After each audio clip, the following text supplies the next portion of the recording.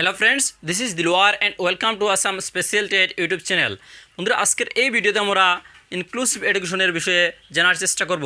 তাহলে চলুন দেরি না করে আমরা শেখার চেষ্টা করি। বন্ধুরা, ইনক্লুসিভ এডুকেশন সিস্টেম জানার পূর্বে আমাদের এডুকেশন হিস্ট্রির বিষয়ে জানার প্রয়োজন। বন্ধুরা দেখুন, আমাদের দেশে তথা সমগ্র বিশ্বে সর্বপ্রথম যে এডুকেশন সিস্টেম হচ্ছে সেটা হচ্ছে normal education system. Normal education system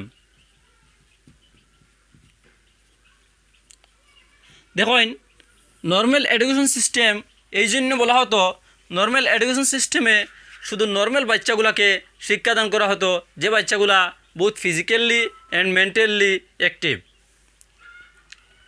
তারপরে আমাদের দেশে এসে যায় তথা সমগ্র বিশ্বে special education system. Special education system দেখুন, অনেক সময় এক্সামে কোয়েশ্চন এসে থাকে যে স্পেশাল এডুকেশন সিস্টেমের শুরুয়াত কোথায় থেকে হয়েছিল, স্পেশাল এডুকেশন সিস্টেম প্রথমে শুরুয়াত কোথায় হয়েছিল।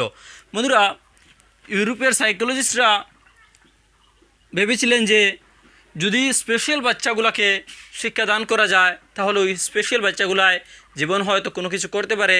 সেই জন্যই সর্বপ্রথম ইউরোপের সাইকোলজিস্টরা ইউরোপ মহাদেশ থেকে স্পেশাল এডুকেশনের শুরুয়াত করেন। আর ইউরোপ মহাদেশে যখন স্পেশাল এডুকেশন সিস্টেম শুরু হয়, তারপর থেকে আমেরিকাতেও স্পেশাল এডুকেশনের প্রচার হয়। ইউরোপ থেকে আমেরিকাতে স্পেশাল এডুকেশন সিস্টেম পৌঁছে, তারপরে আমেরিকা থেকে সমগ্র বিশ্বে স্পেশাল এডুকেশন সিস্টেম শুরুয়াত হয়। বন্ধুরা, এরপরে যে 3rd নম্বর এডুকেশন সিস্টেম হচ্ছে সেটা হচ্ছে ইন্টিগ্রেটেড এডুকেশন সিস্টেম।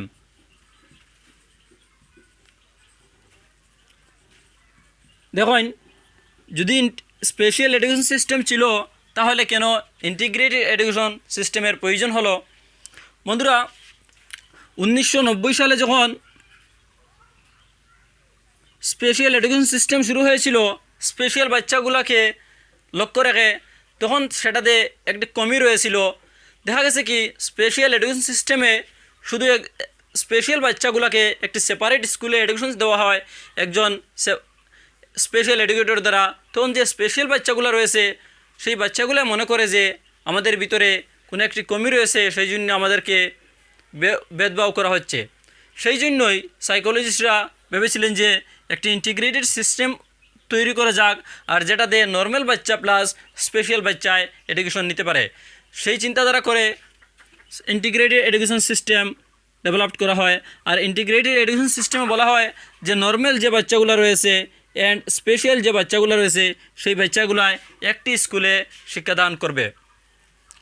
তারপরে ফোর্থলি আমাদের দেশে আছে তথা সমগ্র বিশ্বে ইনক্লুসিভ এডুকেশন সিস্টেম।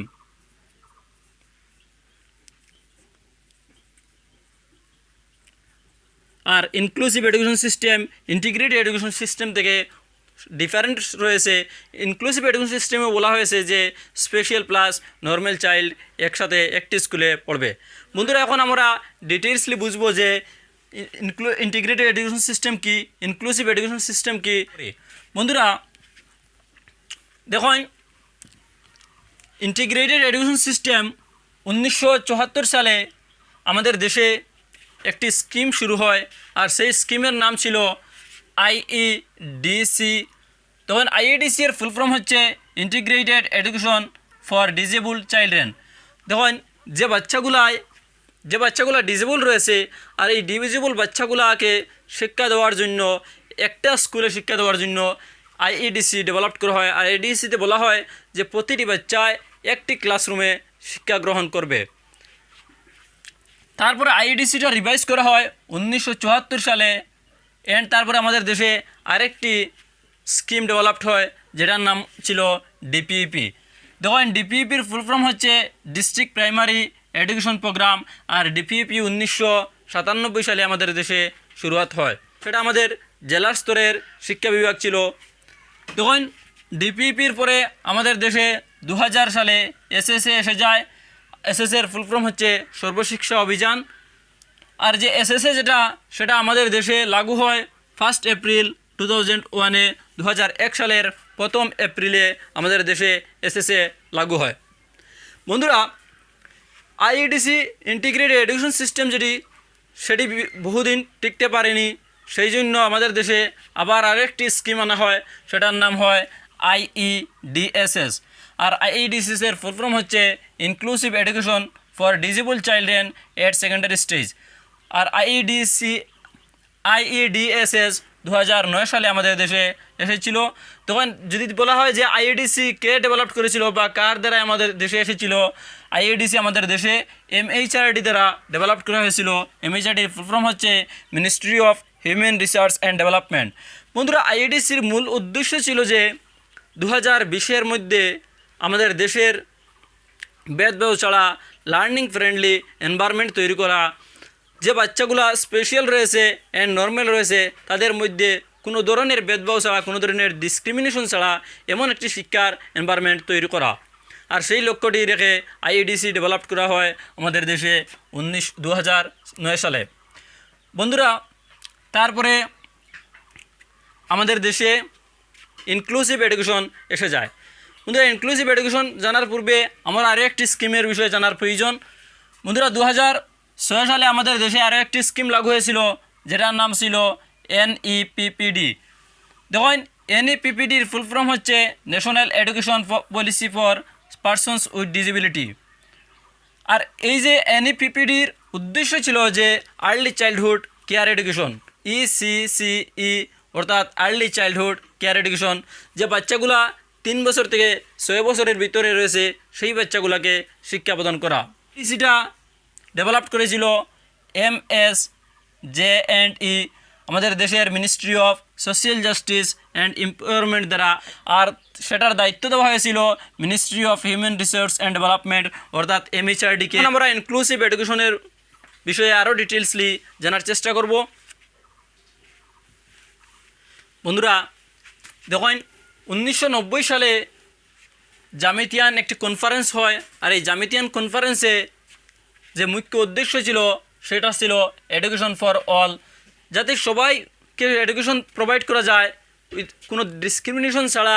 সব বাচ্চাগুলোকে, স্পেশাল প্লাস নর্মাল বাচ্চাগুলোকে এডুকেশন প্রোভাইড করা যায়, সেই লক্ষ্য রেখে 1990 সালে একটি কনফারেন্স হয়। আর যেই কনফারেন্সটার নাম ছিল জামিতিয়ান কনফারেন্স। আর ফার্দার সেই লক্ষ্যটি আরও জোর দেওয়া হয় সেই লক্ষ্যটিতে। তারপরে 1994 সালে বলা হয় education for every individual without discrimination.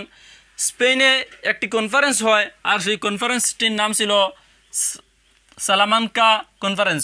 বন্ধুরা, আমাদের সবচেয়ে ইম্পর্ট্যান্ট বিষয়টি হচ্ছে যে সেই কনফারেন্সটির নাম কী ছিল। সেই কনফারেন্সটির নাম ছিল সালামানকা কনফারেন্স। আর সেই কনফারেন্সে বলা হয়েছিল যে প্রতিটি বাচ্চার জন্য শিক্ষা জরুরি, কোনো ধরনের ডিসক্রিমিনেশন না ছাড়া। দেখুন, আর সেই লক্ষ্যটি বাস্তবায়ন করার জন্য আমাদের দেশে 2005 সালে একটি কারিকুলাম আনা হয়। আর সেই কারিকুলামটির নাম হচ্ছে ন্যাশনাল কারিকুলাম ফ্রেমওয়ার্ক, যেটাকে আমরা বলি এনসিএফ 2005। আর এনসিএফ 2005-এ বলা হয় যে আমাদের দেশে এমন একটি আইন লাগু করতে হবে যে আইনের মাধ্যমে সব বাচ্চাগুলায় কোনো ধরনের ডিসক্রিমিনেশন না ছাড়া ইনক্লুসিভ এডুকেশনের মাধ্যমে শিক্ষা গ্রহণ করতে পারে। আর সেটি লক্ষ্য রাখে 2009 সালে আমাদের দেশে একটি আইন আনা হয়, যেটা হয় RTE Act 2009। দেখুন, RTE Act 2009-এ বলা হয় free and compulsory education for 6 to 14 years children.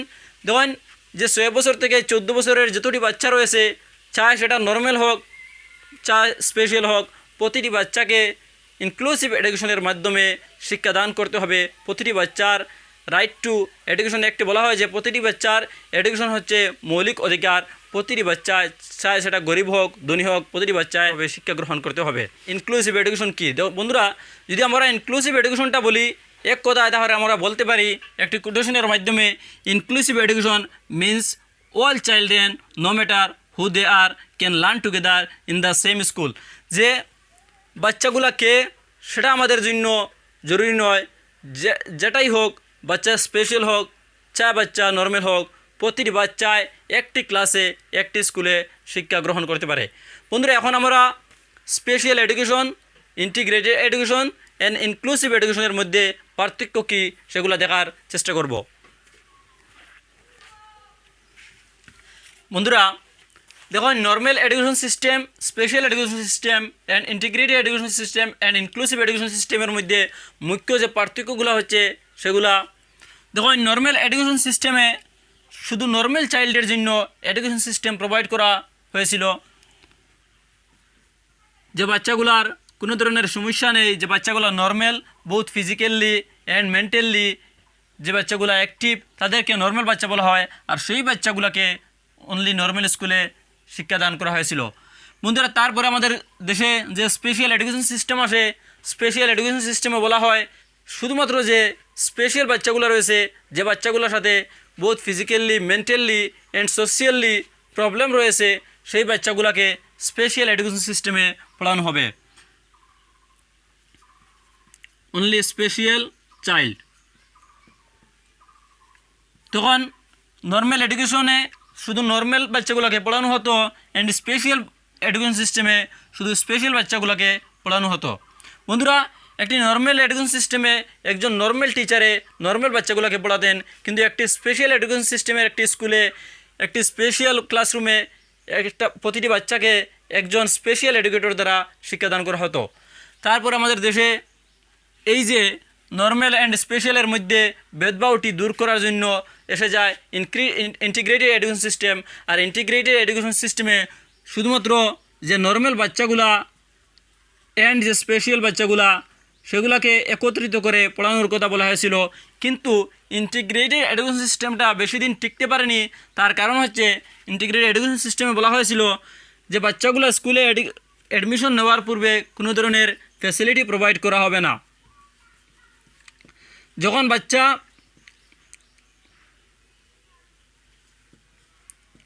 স্কুলে অ্যাডমিশন নিয়ে নেবে তখন বাচ্চাগুলোকে ফ্যাসিলিটি প্রোভাইড করা হবে। স্কুলে যতক্ষণ পর্যন্ত বাচ্চা অ্যাডমিশন নিছে না ততক্ষণ পর্যন্ত বাচ্চাকে ফ্যাসিলিটি প্রোভাইড করা হবে না। তারপরে সেই কমিয়াগুলো দূর করার জন্য আমাদের দেশে আসে ইনক্লুসিভ এডুকেশন সিস্টেম।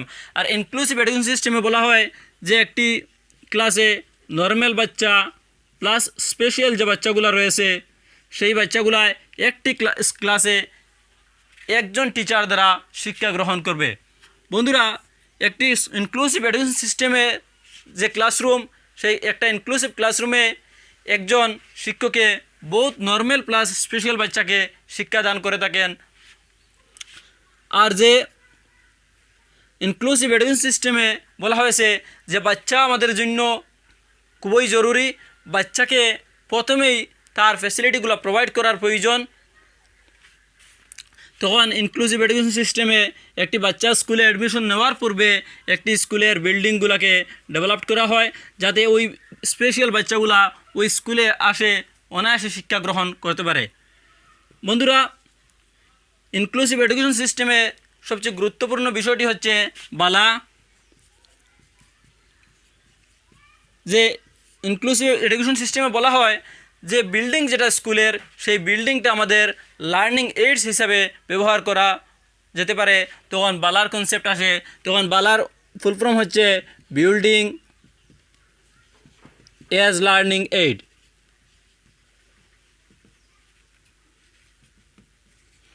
যে স্কুলের ফার্নিচার রয়েছে, স্ট্রাকচার রয়েছে, সেই স্কুলের বিল্ডিংটা আমরা লার্নিং এইড হিসাবে ব্যবহার করব। তখন একটা ইনক্লুসিভ এডুকেশন সিস্টেমে বাচ্চাগুলোর জন্য র্যাম্প তৈরি করা হয়।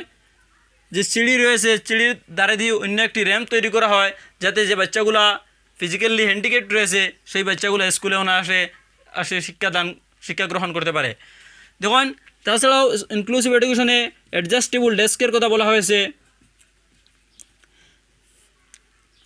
তাছাড়া লাইটের কথা বলা হয়েছে, যে বাচ্চাগুলার চকুর প্রবলেম রয়েছে সেই বাচ্চাগুলা যাতে প্রপার লাইট দ্বারা বাচ্চাগুলা শিক্ষা গ্রহণ করতে পারে। অ্যাডজাস্টেবল ডেস্কের কথা বলা হয়েছে। তাছাড়াও ব্রেইল স্ক্রিপ্টের কথা বলা হয়েছে, যে বাচ্চাগুলা অন্ধ রয়েছে সেই বাচ্চাগুলার জন্য ব্রেইল স্ক্রিপ্টের কথা বলা হয়েছে। বন্ধুরা যদি আমাদেরকে জিজ্ঞাসা করে যে একটি ইনক্লুসিভ এডুকেশন সিস্টেমে যে টিচার অ্যান্ড স্টুডেন্টের রেশিও হচ্ছে সেটা কত? বন্ধুরা একটি ইনক্লুসিভ এডুকেশন সিস্টেমে যখন নর্মাল যখন নর্মাল স্টুডেন্টের সাথে যখন স্পেশাল বাচ্চা থাকবে তখন তাকে inclusive education system inclusive classroom বলা হবে। তখন আমরা সাধারণতভাবে বলবো ইনক্লুসিভ ক্লাসরুম। দেখুন একটি ইনক্লুসিভ ক্লাসরুমের যে রেশিওটা হচ্ছে সেটা হচ্ছে 40:1, যে 40 জন স্টুডেন্টের ক্ষেত্রে একজন টিচার থাকবেন। আর এই যে 40 জন স্টুডেন্ট সেগুলোতে নর্মাল প্লাস স্পেশাল বাচ্চা থাকবে, আর যে টিচার থাকবেন উনি স্পেশাল হতে পারেন বা নর্মালও হতে পারেন। বন্ধুরা তাছাড়াও স্পেশাল ইনক্লুসিভ এডুকেশন সিস্টেমে বলা হয় যদি কোনো বাচ্চার প্রবলেম হয় বুঝতে, যে কোনো বাচ্চা যদি স্পেশাল বাচ্চা হয় ক্লাসরুমে আর ওই বাচ্চাগুলোর যদি কোনো ধরনের সমস্যা হয় কোনো একটি পার্টিকুলার টপিক বুঝতে, তাহলে ওই বাচ্চাকে একটা রিসোর্স রুম প্রোভাইড করা হবে। আর ওই রিসোর্স রুমে একজন স্পেশাল এডুকেটর থাকবেন। আর ওই রিসোর্স রুমের যে রেশিওটা হবে স্টুডেন্ট ইস টু টিচারের রেশিও সেটা হবে 8:1। প্রতি 8টি বাচ্চার ক্ষেত্রে একজন স্পেশাল এডুকেটর থাকবেন ওই রিসোর্স রুমে, আর ওই রিসোর্স রুমে স্পেশাল বাচ্চাগুলোকে শিক্ষাদান করা হবে। বন্ধুরা এর পরবর্তী ভিডিওতে আমরা PWD অ্যাক্ট কী আর PWD অ্যাক্ট কী সেগুলো জানবো। আর আমি আশা করি আজকের ইনক্লুসিভ এডুকেশন সিস্টেম সেটা আপনি খুব ভালোভাবে বুঝেছেন। বন্ধুরা যদি ভিডিওটি ভালো লাগে তাহলে চ্যানেলটিকে সাবস্ক্রাইব করে নেবেন আর পাশের বেল আইকনটিও টিপে দেবেন। আর পরবর্তী ক্লাসে আপনি কী পড়তে চান তাও কমেন্ট বক্সে জানিয়ে দেবেন।